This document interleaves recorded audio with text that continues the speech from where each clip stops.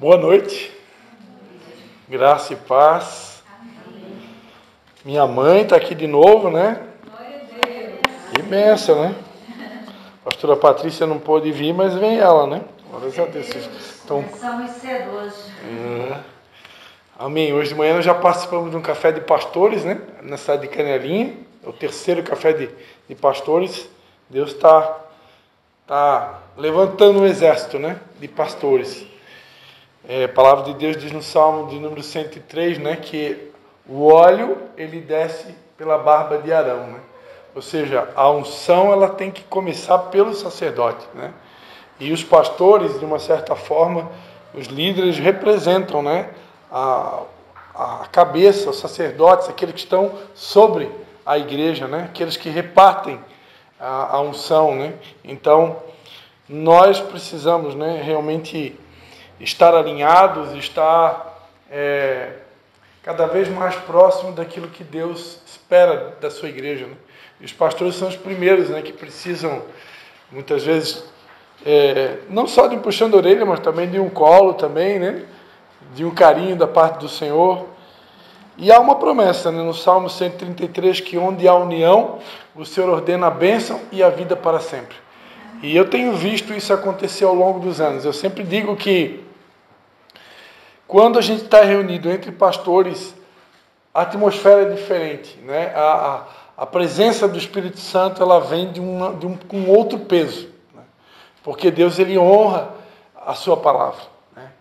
Ele honra essa verdade que diz que onde há união, o Senhor ordena a bênção. E apesar da Bíblia dizer, né, que aquele que se isola, insurge-se contra a verdadeira sabedoria, ainda assim existem aqueles que têm dificuldade, né, de caminhar junto. Nós devemos orar, né, por essas pessoas, porque a vontade de Deus é que a gente esteja junto, em comunhão, né? Quanto mais tempo a gente passa junto, a palavra de Deus, como ferro afia o ferro, o amigo afia o amigo. Então todos nós precisamos ser afiados, né? A Bíblia diz em Eclesiastes 10:10 que se o machado perder o corte, não vai dar para usar esse machado, né?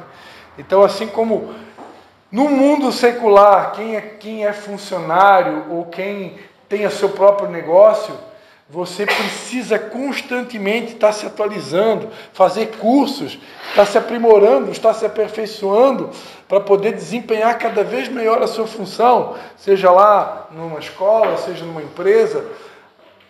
Por que a gente vai pensar que no reino de Deus é diferente, né? Muito pelo contrário, no reino de Deus a exigência é maior ainda. Por quê? Porque nós servimos ao Rei dos Reis e Senhor dos Senhores, né? Então, se lá para o nosso patrão eu tenho que dar o meu melhor, eu tenho que fazer tudo com excelência, na casa de Deus, nas coisas de Deus, na obra de Deus, mais ainda, né? Porque nós não estamos servindo qualquer um, né? Então é importante que a gente esteja em união, e a começar pelos pastores, porque nós, pastores, precisamos dar o exemplo, né? Se eu vim aqui numa noite como hoje, né, um Shabat, um sábado à noite, né, trazer uma mensagem da parte de Deus para vocês, e se essa mensagem ela não for uma verdade na minha vida, se ela for uma sopa de letrinhas, se ela for uma verdadeira, um discurso hipócrita, né, mentiroso, que lógica tem, né? Quem vai querer ouvir isso, né? Então, nós precisamos realmente dar exemplo em tudo aquilo que a gente ensina. E se nós ensinamos que é importante estar em união, nós, pastores, precisamos ser o primeiro a dar exemplo, né? E essa união, ela não é só para uma denominação. Essa união, ela é muito abrangente, né? Nós todos fazemos parte, conforme está escrito lá em 1 Coríntios 12, né, da família da fé, do corpo de Cristo, né? Inclusive, essa semana houve a comemoração de Corpus Christi, né? E o feriado, né, nacional, inclusive. E o que é o Corpus Christi, se não é o corpo de Cristo, né? Então nós pertencemos a um corpo. E se nós pertencemos a um corpo, nem o olho não pode dizer que não precisa da mão, nem a mão pode dizer que precisa do pé, nem o pé não precisa da boca, nem a boca pode dizer que não precisa do nariz. Nós precisamos uns dos outros, né? Então, se você conhece alguém que faz parte desse corpo aqui, que não está sentado nessa cadeirinha aí vazia que está do seu lado, né, que nós possamos, né, levantar um clamor para essas pessoas. Essa semana, eu recebi um vídeo ali. Quando os vídeos são postados no grupo de WhatsApp do Ministério, né, e aí eu participo do grupo de oração lá da Ibra Canelinha, Ibra Tijucas e Ministério Vindo das Águas, né?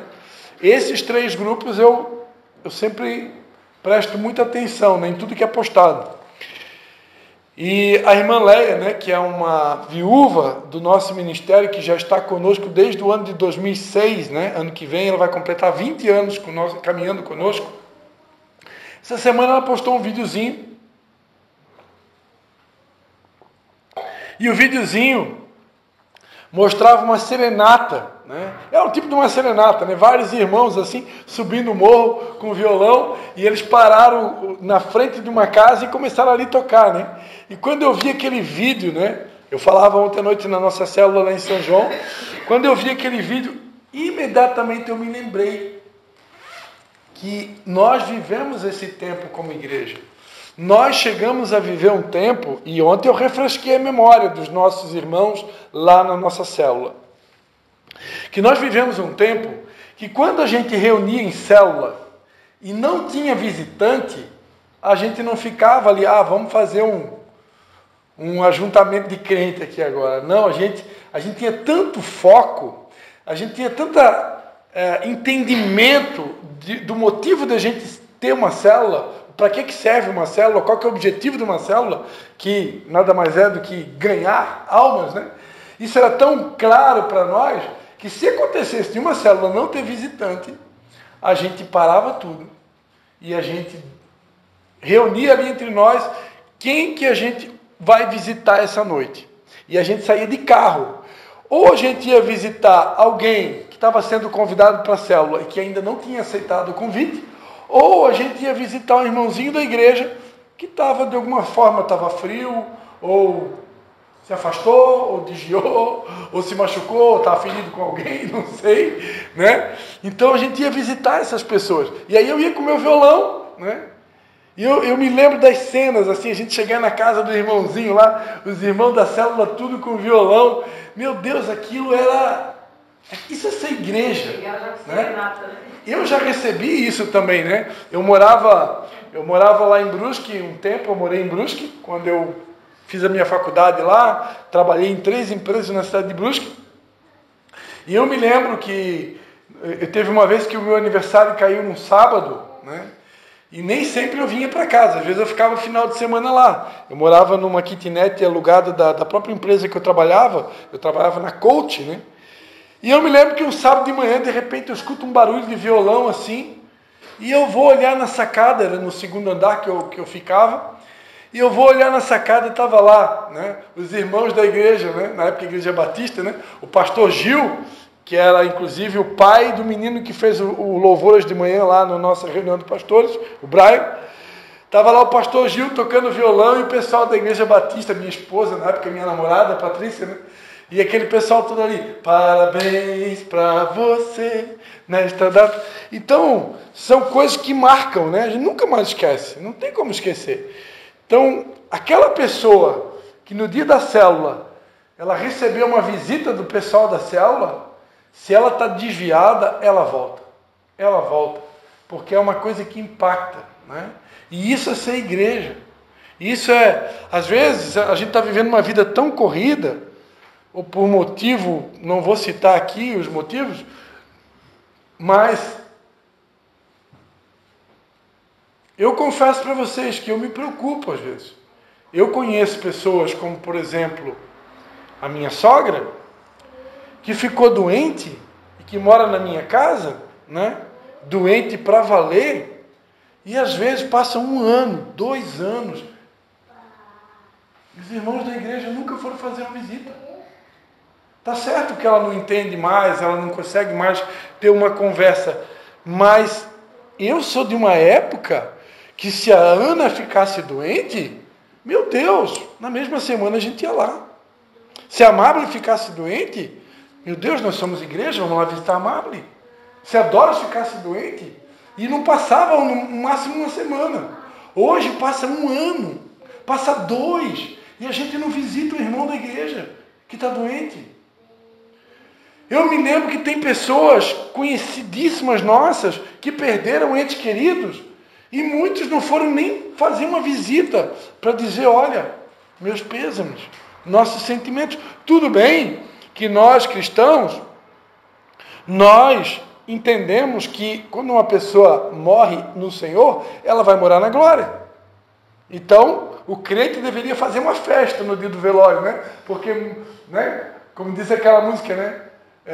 Mais um remido se salvou, não me lembro agora, a gente cantava uma música, essa é das antigas. Mas, enfim, o crente vai morar no céu. Nós somos eternos, não existe dúvida alguma. Quem morreu em Cristo vai morar no céu. Amém?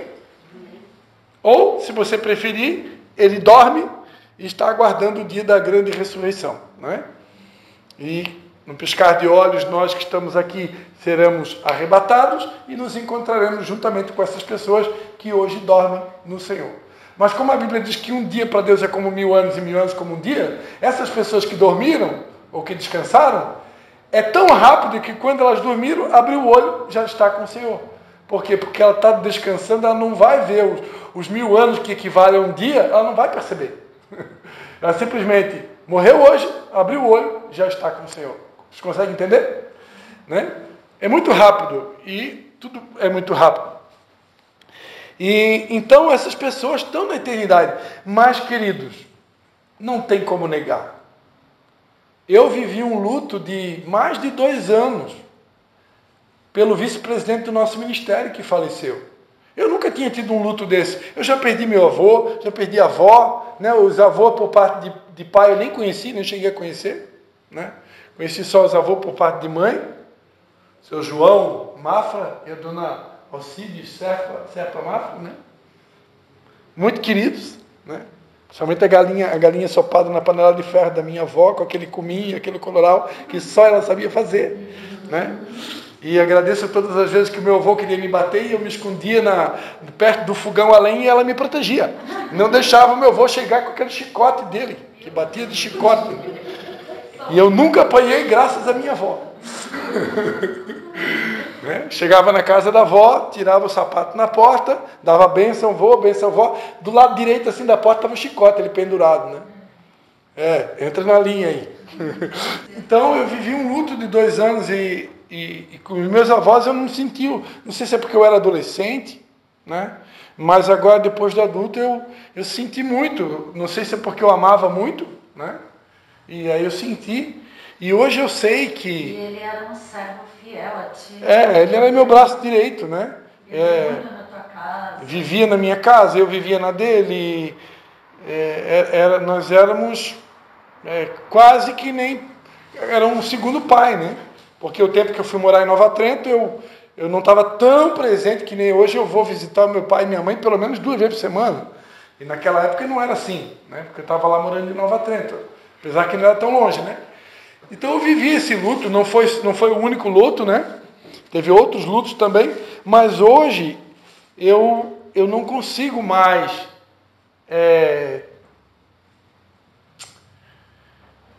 hoje eu tenho mais facilidade de sentir a dor da pessoa, de entender, né? Embora que a gente pode acontecer, conforme o dia, a hora, a gente não está tão sensível assim, né? Mas eu respeito muito mais o luto da pessoa, porque eu sei que dói. Por mais que eu tenha certeza da vida eterna, doeu para aquela pessoa, né?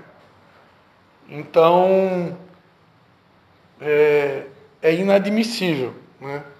A gente deixar passar essas oportunidades de demonstrar o quanto, como igreja e família da fé, a gente se importa com a dor daquele nosso irmão. Nós temos que tomar cuidado para que a gente não deixe passar essas oportunidades. E sem falar, queridos, sem falar que tudo na nossa vida é um plantio e uma colheita, né? Se algum dia, lá na frente, alguns de nós aqui estivermos passando um momento de dor e a gente não receber visita de ninguém e não receber carinho de ninguém, cuidado que não seja uma colheita. Né? Cuidado que não seja uma colheita. Então, olha, eu confesso para vocês que eu sempre tive vontade de falar isso em algum lugar, em algum culto, e eu nunca falei. E Deus nunca deixou. Eu só ficava analisando as coisas, porque eu vi, nesses últimos anos, muita gente morrer e muito irmão. Não tem nada a ver com isso. Né? E isso é pecado, irmãos. Isso é pecado. A gente precisa, sim, né? A Bíblia diz, sede os misericordiosos, né? Bem-aventurados os misericordiosos, porque alcançarão misericórdia. Misericórdia quero, Jesus disse, não sacrifício. Oséias capítulo 6, né? Misericórdia quero. Deus é um Deus que quer a misericórdia. Deus é o Deus da misericórdia. Eu já preguei aqui para vocês, né?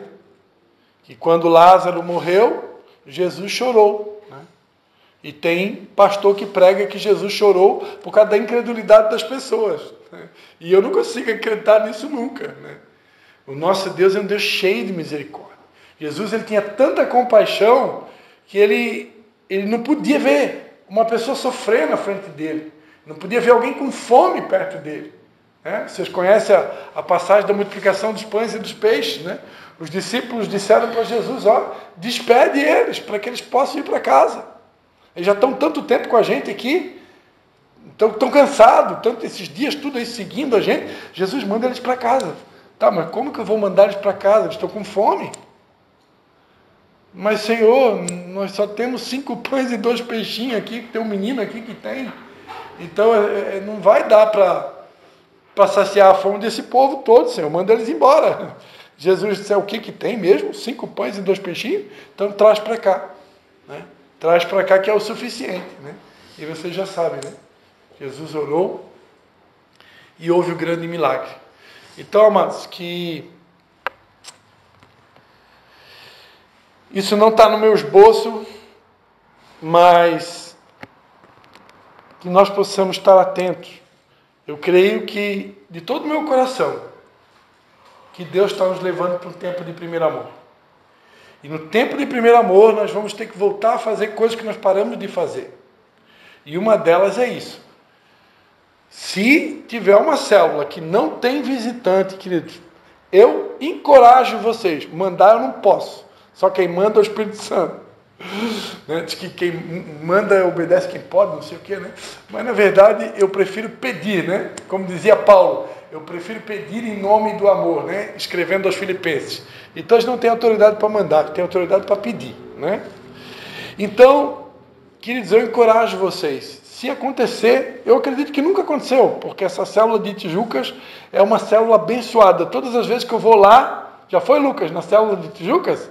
Vai um dia comigo lá. Né? É uma célula abençoada. Mas se algum dia acontecer de não ter visitante, né? Convida todo mundo, entra no carro e vão visitar alguém. Né? Alguém que parou de vir, alguém que não vai na célula ou que não está vindo mais no culto. Vai lá saber o que está acontecendo. Né? Nós somos uma igreja. E nós compartilhamos aqui semana passada, né, acho que foi semana passada, né, sobre ser fiel no pouco e sobre muito o Senhor vai nos colocar. E às vezes, amados, isso é um erro que nós cometemos. Às vezes nós estamos tão preocupados em ganhar novas almas para Jesus que a gente esquece de cuidar daqueles que já estão conosco. Né? E aí eu também trago essa responsabilidade para mim.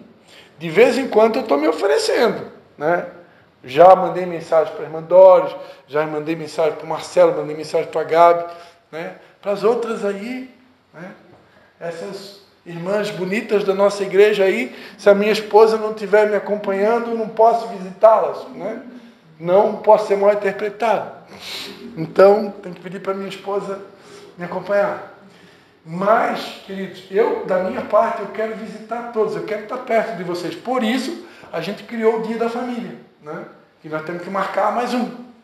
O Dia da Família foi uma estratégia que Deus nos deu, da gente passar um dia juntos e o pastor poder estar perto de vocês, vocês perto dos pastores e perto uns dos outros. Porque isso é ser igreja, né? E nós não podemos perder isso.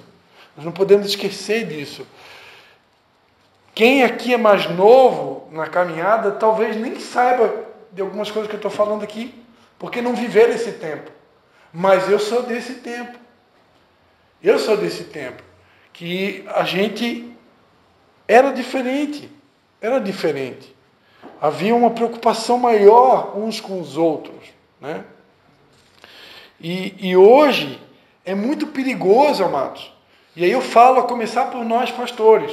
É muito perigoso. A gente já sofreu tanta rejeição na pele, sentimento de rejeição. Ao longo dos anos, tanta gente já virou a cara para a gente, virou as costas. Pastor, estou indo para outra denominação. Sem falar que aqueles que nem avisam, simplesmente vai, né? Simplesmente vai. Hoje em dia, nem o WhatsApp manda, né?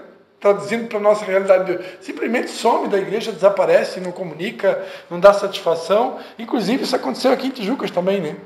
Pessoas que eu, pelo menos, estava tentando fazer uma amizade com essas pessoas, tentando me aproximar delas. Algumas eu cheguei até a visitar e simplesmente a pessoa some, desaparece, né? Então isso para a gente, como pastor, eu ministrei aqui, né? Sobre vencer a falta de honra, né? Então a gente pode muitas vezes interpretar isso como uma desonra e pode até a gente ficar magoado, né? Só que pastor não tem direito de ficar magoado. Não pode. É proibido ficar magoado. Nem pastor, nem vocês. É proibido. Está proibido ficar magoado, né? Eu tenho que enxugar as lágrimas rapidinho. Ele me ama, e se ele me ama, está tudo certo. E bora para cima, né? Não perder tempo com lamento. Não perder tempo com lamentações. A música foi guiada pelo Espírito, ninguém sabia, né? Então, amados, só que a verdade é que a gente é ser humano. E como ser humano, às vezes, a gente não tem forças, né? Por isso que a Bíblia diz, tem tempo de abraçar e tempo de se afastar de abraçar. Então tem momentos que a gente não tem forças, né? E principalmente quem já experimentou muita rejeição na pele, tem hora que realmente se não tem forças. Porém, como a gente é um corpo, nós não podemos depender de um líder, ou de um pastor, ou de um líder de célula. Se eu estou vendo, hoje a gente conversava hoje de manhã ali no Café de Pastores, eu estava conversando com o pastor Newton, que é o pastor da igreja que nos recebeu, o pastor SMA, e ele estava ali me apresentando uma irmã, que é membro do ministério dele, estava sentado do meu lado, e ele estava dizendo, essa irmã aqui, ela é a nossa Severino. Essa irmã aqui é aquela irmã que todo pastor quer ter uma pessoa assim por perto. Por quê? Porque a pessoa que ela enxerga o problema, ninguém precisa dizer para ela, faz isso, faz aquele outro, tá vendo aqui, derramou a água aqui, né? Sujou, precisa visitar alguém, precisa fazer isso. Não, ninguém precisa falar nada. Ela é aquela pessoa que ela enxerga a ausência, a carência, a necessidade, e ela já sai fazer, né? Nem tinha começado o Café de Pastores, ela foi a primeira a chegar, ela já limpou a igreja, ela já organizou as cadeiras. Quando o pastor chegou, já estava tudo pronto. Ela botou a mão em tudo, ela sabe? E geralmente, eu tenho muitos anos já de ministério, né? Apesar que essa carinha de novinho, que todo mundo diz que tu és, né? Meu Deus, um menino de 20 anos. Misericórdia, né? Eu já vi, amados, ao longo dos anos, todos os ministérios geralmente têm uma pessoa assim. Mas por que só um? Ou dois, né? Por que toda a igreja não podia ter uns 20, né? Uns 12? Né? Como nós estamos na visão dos 12, né? Já pensou se a gente pega 12 que enxerga as necessidades da igreja, enxerga as carências e já sai resolvendo? Meu Deus! Essa é o Dream Team. É o Ministério dos Sonhos. Né? Mas a gente está esperando uma voz de comando. Né? Desde os tempos de Moisés, as pessoas sempre esperam um líder, esperam uma voz que fala, que diga, faça isso, faça aquilo. visita, prega, ajuda, limpa, né? Eu estou vendo. Eu não preciso que ninguém me mande fazer aquilo que eu estou enxergando precisa ser feito. Então tem coisas, amados, que nós precisamos estar mais antenados. O nosso radar, às vezes, a nossa antena está meio... Precisamos botar aquele bombril. Antigamente, né, quando as antena da televisão não pegava, a gente pegava e botava um bombril pendurado em cima da antena da televisão. A pessoa visitante chegava, o que é isso aí, essa palha de aço pendurada na antena? É para fazer funcionar. Então nós estamos precisando botar um bombril aí, pendurado na nossa antena, porque às vezes a nossa antena está meio desligada. Amém, queridos? Ó, para não dizer que a gente não leu a Bíblia, abre rapidinho aí Lucas 6. Lucas 6, 46. Eu quero ler rapidamente um texto e compartilhar com vocês algo que Deus tem ministrado comigo há muito tempo. Eu não preguei isso em nenhum lugar. O único lugar que eu preguei isso foi num casamento de 10 anos que eu fui convidado para fazer. Fui convidado para celebrar um casamento de 10 anos, foi em março desse ano. E Deus me deu essa palavra. E de março para cá, Deus tem me dado muitos sinais, exemplos, e mostrando meio que semanalmente que essa palavra ela continua ativa na minha vida e para o meu ministério. E essa palavra é uma palavra para a igreja, né? E você vai entender já. O Senhor me deu essa palavra ontem. É? Lucas 6, 46? Lucas 6, 46 a gente vai ler até o 49. Amém? Todo mundo achou aí? São palavras de Jesus, né? Ele vai dizer assim, ó: por que vocês me chamam Senhor, Senhor, e não fazem o que eu mando? Eu vou mostrar a vocês a quem é semelhante todo aquele que vem a mim, ouve as minhas palavras e as pratica. Esse é semelhante a um homem que, ao construir uma casa, cavou, abriu profunda vala e lançou o alicerce sobre a rocha. Quando veio a enchente, as águas bateram contra aquela casa e não puderam abalar, por ter sido bem construída. Mas o que ouve e não pratica é semelhante a um homem que construiu uma casa sobre a terra, sem alicerces. E quando as águas bateram contra ela, logo desabou. E aconteceu que foi grande a ruína daquela casa. Amém? A maioria de nós conhece o texto que está em Mateus capítulo 7, versículo 24, que é o final, o encerramento do Sermão da Montanha, né? Quando Jesus termina todo o Sermão do Monte, ou conhecido como Sermão das Beatitudes, ou Sermão das Bem-aventuranças, Jesus vai dizer, né? Portanto, todo aquele que ouve estas minhas palavras e as pratica, será semelhante ao homem prudente, que edificou a sua casa sobre a rocha. Desceu a chuva, transbordaram os rios, sopraram os ventos, e deram contra aquela casa, e contudo não caiu, porque estava edificada sobre a rocha. E aquele que ouve estas minhas palavras, mas não as cumpre, será comparado a um homem insensato, que edificou a sua casa sobre a areia. Desceu a chuva, transbordaram os rios, sopraram os ventos, e deram contra aquela casa, e ela caiu, e foi grande a sua queda. Então a maioria de nós conhece este texto aqui de Mateus. E nem todos percebem a diferença que existe no texto de Lucas. Talvez por Lucas ser médico, né? Por ser um médico, provavelmente estava com a antena mais ligada. Ele acrescentou ingrediente na mensagem. E qual é o ingrediente que ele acrescentou? Que o homem que é semelhante, o homem que edificou a casa sobre a rocha, o homem que é considerado prudente, que construiu uma casa bem construída, e eu queria que você batesse a mão no peito assim, ó, e você dissesse assim, ó, eu sou a casa favorita do Senhor. Amém? Então o homem que construiu essa casa favorita, essa casa bem construída,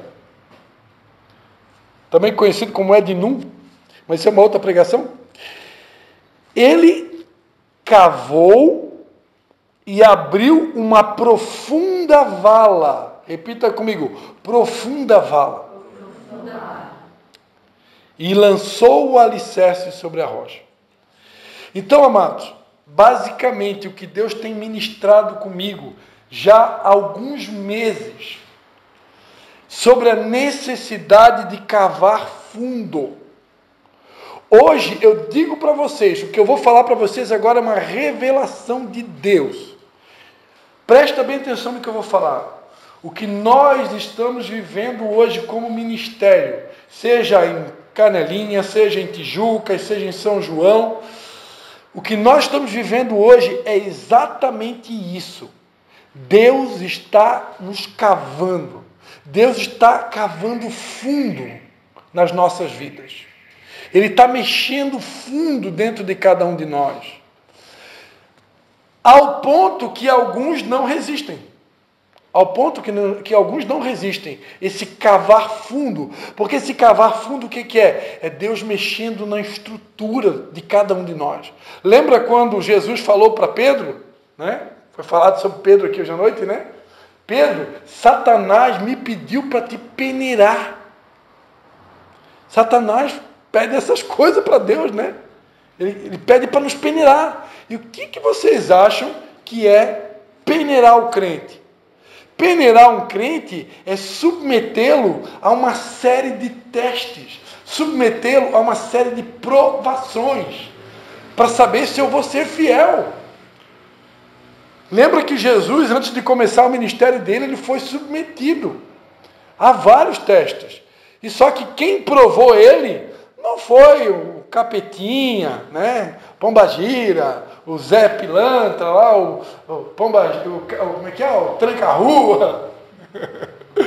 Né? Não foi Capetinha pequeno, não. Foi o capetão, o chefão de toda a capetada. Foi pessoalmente lá no deserto provar Jesus. E ele tentou de todas as maneiras. E hoje não mudou. Nós continuamos sendo provados. Porque Deus, amados, Ele nos escolheu para uma grande obra. Diga, uma grande obra. Lembra quando Neemias estava lá em cima do muro, né? E os adversários chegaram. Desce daí! Não vou descer não. Eu estou fazendo uma grande obra. E eu não posso descer daqui. Então nós fazemos parte de uma grande obra. Deus nos escolheu para uma grande obra. Deus é Deus de coisas grandes. E nós fazemos parte de uma grande obra. Só que tudo aquilo que é grande, geralmente começa pequeno. E aí também está uma área que nós estamos sendo provados. Será que eu vou permanecer enquanto eu sou pequeno? Porque hoje, amados, desculpa aí, está gravando. E algumas pessoas que não estão aqui vão ouvir essa gravação. Hoje, fazer parte de uma igreja grande virou status. Hoje, fazer parte de uma igreja que tem ar-condicionado, painel de LED, nada contra, em nome de Jesus, nós também vamos ter ar-condicionado, também vamos ter painel de LED. Mas hoje isso virou sinal de status. E aí, se eu faço de uma igreja pequenininha, que nem o microfone está funcionando, Deus está cavando fundo, presta atenção. Quando eu cheguei aqui, que eu olhei para aquele microfone, eu pensei, nós não vamos ligar. Por quê? Nós estamos em tão pouco número para que ligar. Besteira ligar. O Espírito Santo, na mesma hora, falou, eu estou cavando fundo. Ele está cavando fundo. Cavar fundo significa, eu sou capaz de fazer um culto com microfone, sem microfone, com violão, sem violão, com muitas pessoas, sem muitas pessoas, com painel de LED, sem painel de LED, com ar-condicionado, sem ar-condicionado. Quantos estão entendendo? Isso é cavar fundo. Deus está cavando fundo. Vou dar um exemplo meu. Eu estou quase 2 anos sonhando em trocar de carro.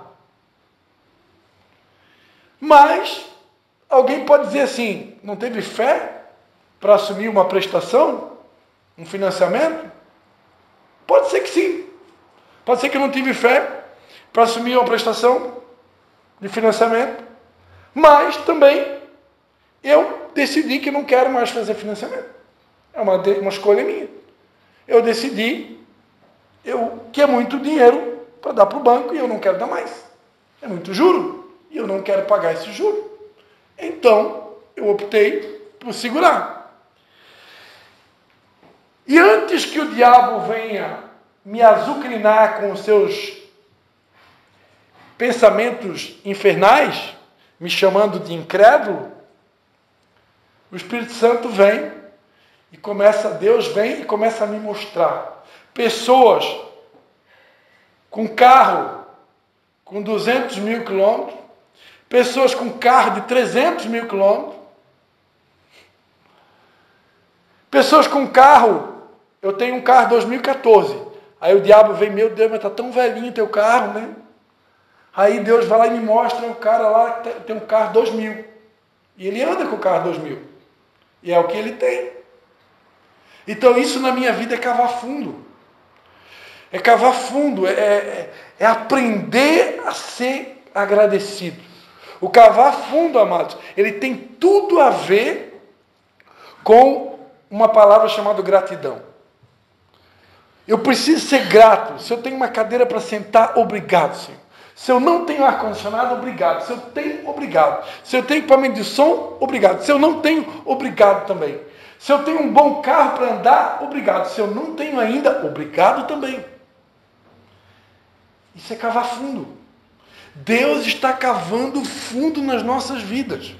Ele está lançando alicerces fundos. Por quê? Porque Deus não nos escolheu para uma obra pequena. E como a obra é grande, ela precisa ser lançado alicerces lá no fundo. Lá encostadinho na rocha. Por quê? Porque quando um dia a gente for grande, ter painel de LED, ter ar-condicionado, né? Um templo para 1000 pessoas, diga aleluia. Uhul! Semana passada a gente já aprendeu que Tijucas tem mais de 57 mil habitantes, então se a gente ganhar aí 5%, né? Já deu quanto? Né? Meu Deus! Então, quando essa hora chegar, eu não vou ficar vaidoso nem pelo painel de LED, nem pelo ar-condicionado, nem pelo equipamento de som e nem pela multidão de pessoas nas cadeiras. Deus está cavando fundo. Porque muita gente se orgulha. Pode ter certeza. Muita gente se orgulha. Se orgulha por ter um ministério grande. Se orgulha porque alcançou status tal, status Y, status B. Quando a Bíblia diz, porque dele, por ele e para ele são todas as coisas. Se alguém quiser se gloriar de alguma coisa, glorie-se nisto, em me conhecer. Então Deus, amados, Ele quer cavar fundo, significa arrancar todo o orgulho da gente. E vou dizer para vocês, se é que dá, a minha esposa estivesse aqui, ela ia me corrigir. Ela dizia, Cristian, isso não existe, arrancar todo o orgulho. Porque o orgulho, né, uma vez Deus me deu uma palavra, uma pregação, preguei lá em São João Batista, o nome da pregação se chamava Tratamento de Canal. E aí a pregação foi muito tremenda, né, porque eu comparei todos os equipamentos que o dentista usa para fazer o tratamento de canal, inclusive aquela luz que vem na boca do camarada, né, tudo eu botei nome, né, a luz representava o Espírito Santo, né, mas isso é uma outra pregação. Mas a raiz lá do dente, eu comparei com orgulho. E aí eu achava que era possível, né, arrancar a raiz toda, né, porque para poder fazer o tratamento de canal, alguém que já fez, né, você tem que arrancar a raiz e você vai botar uma raiz artificial, né, que são uns conezinhos, né, que o dentista enfia lá dentro. Graças a Deus pela anestesia. Mas eu aprendi depois com o dentista que o dentista nunca consegue tirar toda a raiz. Sempre fica uma pontinha. E aí, quando eu estava preparando essa mensagem, o Espírito Santo falou para mim: todo orgulho nunca, sempre vai ficar uma pontinha. Mas, independente de ficar uma pontinha, a verdade é que Deus quer arrancar o nosso orgulho. Deus quer arrancar o nosso orgulho. Ele não quer que eu tenha orgulho de nada. Ele não quer que eu tenha orgulho. Visse meu filho, visse minha esposa, visse minha mãe, visse meu pai, visse minha igreja, visse meu carro, visse meu colchão. Deus não quer que a gente tenha orgulho de nada. Por quê? Porque dele, por ele e para ele são todas as coisas. Tudo vem dele. Ele opera o querer e o efetuar. Jesus disse: sem mim, vocês não podem fazer nada. Então, se a gente faz alguma coisa boa nessa vida, se a gente ganhou uma alma, se a gente tem uma igreja boa, se a gente conquistou alguma coisa, o mérito é só dele.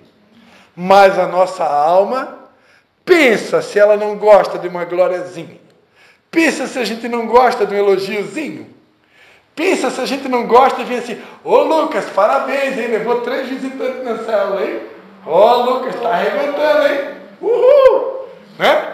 A nossa alma fica assim: meu Deus, agora eu vou convidar 20. Né? Por quê? Porque nós somos seres humanos. É normal. É normal. Quem que não gosta, né? Só que a gente não pode esquecer nunca que, na verdade, tudo vem dele. Né? Tudo vem dele. Então, eu acredito, né? Até vou dar de exemplo aqui. Semana passada, minha mãe fez aniversário. Então, né, ela estava contando, recebeu um monte de parabéns e tal, e glória a Deus, porque isso também é bíblico, né? A Bíblia diz: honra a quem honra.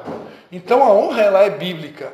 Só, e Deus, eu aprendi ao longo do tempo da minha caminhada, que de tempos em tempos Deus sempre vai levantar alguém para nos honrar. Apesar que tem o sentimento oposto, que a gente sente na pele às vezes, mas de tempos em tempos Deus vai levantar alguém para nos honrar, para nos recompensar de alguma maneira. Por quê? Porque Deus conhece a nossa estrutura, Ele lembra que a gente é feito de pó, e Ele vai levantar alguém que é para dar um gás, para a gente não desistir, para a gente ter força para continuar. Então Deus faz isso, Deus é muito bom. Porém, nós temos que desenvolver o hábito de devolver toda a glória para Deus.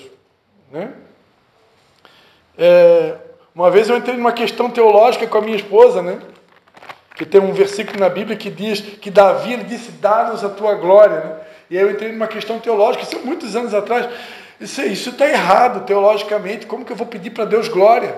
Se está escrito que toda honra, toda glória e todo louvor pertence a Jesus, como que eu vou pedir glória para mim? Né? Acho que é o Salmo 6, eu acho, né? Ou Salmo 8. Eu já até preguei ele aqui, em outra ocasião. O Salmo 8, na verdade, versículo 5 diz, né? Pouco menor do que Elohim, né? Ou que Deus o fizeste, de glória e de honra nos coroaste. Salmo 8, versículo 5.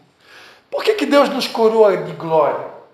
Se toda honra e glória é para Ele, por que Deus nos coroa de glória? Por que Deus nos dá da sua própria glória?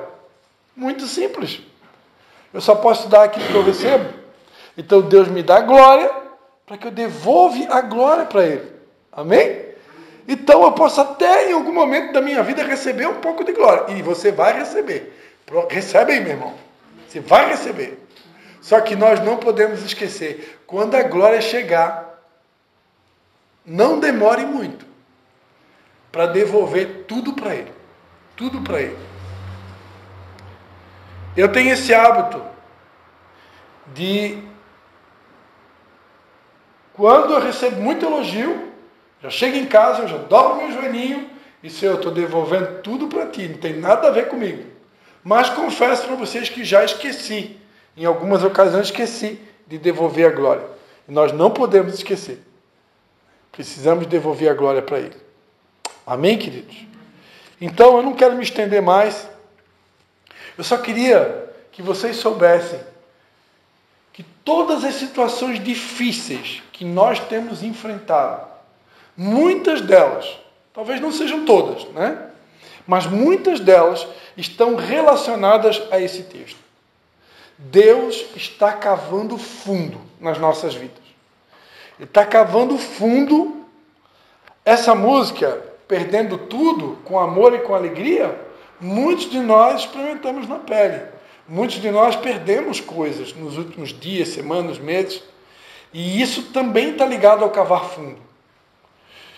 Deus quer saber até que ponto eu sou capaz de permanecer fiel quando Ele me tira coisas. Porque o Deus que dá coisas também é um Deus que tira coisas. E na caminhada cristã eu aprendi há muito tempo atrás que eu sou provado quando eu recebo e eu sou provado quando Deus tira. Lembra quando Deus tirou tudo de Jó? O que Jó fez? Bendito seja o nome do Senhor. Deus me deu, Deus levou. Então, na vida cristã, eu vou ser provado quando eu recebo e quando Deus tira. Quando Deus me deu um carro novo. Obrigado. Senhor, a glória é tua. Não vou ficar vaidoso. Não vou deixar de dar carona para os meus irmãozinhos. Como eu já conheci pessoas, irmão de igreja, que comprou carro novo e agora não dá mais carona. Não dá mais carona, não convida uma pessoa, não usa aquele carro para poder ir buscar uma pessoa para levar na célula. O carro é só meu, intocável, ninguém pode sentar ali. Meu Deus! Se Deus me dá algo, é para a glória dele, é para serviço do reino. Tudo é para o reino, né? Então eu tenho que, tudo aquilo que Deus me dá, eu tenho que usar para a glória dele, para glorificar ele e para expandir o reino dele. Porque tudo aqui nessa vida é uma passagem. Nós estamos aqui com uma missão: estabelecer o reino de Deus, ganhar almas, consolidar, discipular e enviá-las, para que elas façam o mesmo. É a nossa missão. Então tudo que Deus coloca na minha mão, recurso financeiro, dons, talentos, bens, tudo é para ampliação do reino, para estabelecer o reino, para que a vontade de Deus seja feita. Nada é para mim. Nós estamos aqui por uma passagem, né? Então não tem que me orgulhar de nada. Então eu sou provado quando eu estou recebendo as bênçãos de Deus, mas estou sendo provado também quando Deus me tira alguma coisa. Porque Deus quer saber até que ponto, até onde eu consigo ir, também quando Ele me tira algo. Porque eu vou dizer para vocês, dói e dói muito quando Deus tira coisas da gente, né? Cantar, perdendo tudo com amor e com alegria, eu só canto porque Deus me autorizou a cantar. Eu cheguei um dia a dizer para Deus: Senhor, depois que eu cantei essa música umas 4 vezes na igreja, eu fui orar. Estava meio incomodado porque eu escutei uma pregação onde o pregador meio que estava desafiando aqueles que cantam essa música, né? E aí eu fiquei com temor, né? E eu peguei e fui orar: Deus, eu estou autorizado para cantar essa música? Eu posso cantar? Aí Deus disse: tu podes cantar, porque tu vive essa música. Porque eu já perdi coisa nessa caminhada. Eu já perdi coisa. E nunca deixei de seguir a Jesus por causa das coisas que eu perdi, por causa de relacionamentos que eu perdi, amigos que me abandonaram. Nunca deixei de seguir a Jesus. Porque dele, por ele e para ele são todas as coisas. Glórias a ele eternamente. Você pode dar uma pausa ao Senhor Jesus? Vamos ficar de pé? Toda a família nossa acontece isso. É. Mas a palavra que Deus me deu ontem não era essa, era em João, que o Senhor falou. Pode falar, mãe. Se vocês me amam, guardarão os meus mandamentos. Se alguém me ama, guardará a minha palavra, e o meu Pai o amará. Foi essa palavra que Deus me deu. Eu tinha confundido ali com o fundamento, mas é que a gente está passando por o que ele está ministrando ali, a gente está passando por algo muito sério que aconteceu com a gente até mesmo nessa semana, né? E Deus está cavando fundo mesmo. Eu não sei até onde vai. Mas... Ele vai até onde a gente aguenta. É que a gente acha assim, eu não estou aguentando mais. Eu já estou no meu limite. Aí Deus vem assim: não, tu aguenta mais um pouquinho ainda. Ele vai até chegar na rocha. Aí quando chegar na rocha... Oi? Mas fica tranquila. O choro pode durar uma noite, mas a alegria vem pela manhã. Uma hora, essa estaca chega na rocha. E quando chegar na rocha, aí Deus parou, agora é para cima a construção. Aleluia! Porque quando a gente vê uma obra muito bonita, né, a gente olha aquilo que está aparecendo, né? O nosso querido Luciano Hang está construindo um edifício de 50 andares ali em Balneário Camboriú, né? Então, quando esse prédio ficar pronto, que diz que vai ser o mais alto do mundo, né? Todo mundo vai vir ali para contemplar o prédio, né? Se Deus permitir, né? Porque Jesus pode voltar antes, né? Mas, enfim, todo mundo vai vir para ver o prédio, né? Só que ninguém olha o que está debaixo da terra, né? E o que está debaixo da terra é o que segura aquela coisa, aquele monumento lindo que muitas vezes as pessoas vão ver lá, uma torre Eiffel da vida, né? Então, o que está segurando a torre? Né? É o que está cavado para baixo. E o que está cavado para baixo, ninguém vê. Mas Deus vê. Aleluia. Vamos orar? Aleluia. Ô papai querido, em nome de Jesus, Senhor, nós queremos te agradecer por essa mensagem, Pai. Nessa noite o Senhor trabalhou coisas profundas, ó Pai, nesse lugar, Senhor. O Senhor tem mexido na nossa estrutura, Pai. Houve um tempo na nossa vida que nós cantávamos aquela música do Zaqueu. E nós dizíamos, entra na minha casa, entra na minha vida, mexe com a minha estrutura, sara todas as feridas. E eu tenho visto, Pai, que nos últimos meses e anos, o Senhor tem feito exatamente isso, Pai. O Senhor tem entrado nas nossas casas, o Senhor tem mexido com a nossa estrutura, Pai. Às vezes, achamos que não vamos suportar, mas com essa palavra, o Senhor vem trazer um esclarecimento a todos nós nessa noite. O Senhor está cavando fundo, porque o Senhor quer construir algo grande a partir das nossas vidas. Porque nós somos um povo eleito pelo Senhor para algo muito lindo. Senhor, dá-nos força, Pai, para suportar que as vaidades desse mundo sejam incapazes de nos impedir de chegar o mais próximo da rocha que nós pudermos, Pai. Nós queremos, quando chegar o tempo da honra, quando chegar o tempo da bênção, que nós aprendamos a devolver toda a glória e toda a honra para Ti, Pai. Muito obrigado, Senhor, por essa palavra, em nome de Jesus. E como minha mãe ministrou aqui, Pai, que também faz parte dessa palavra, Senhor. Não permita que nós venhamos ser apenas meros ouvintes da Tua palavra, Pai, mas que nós possamos ser cumpridores, Pai.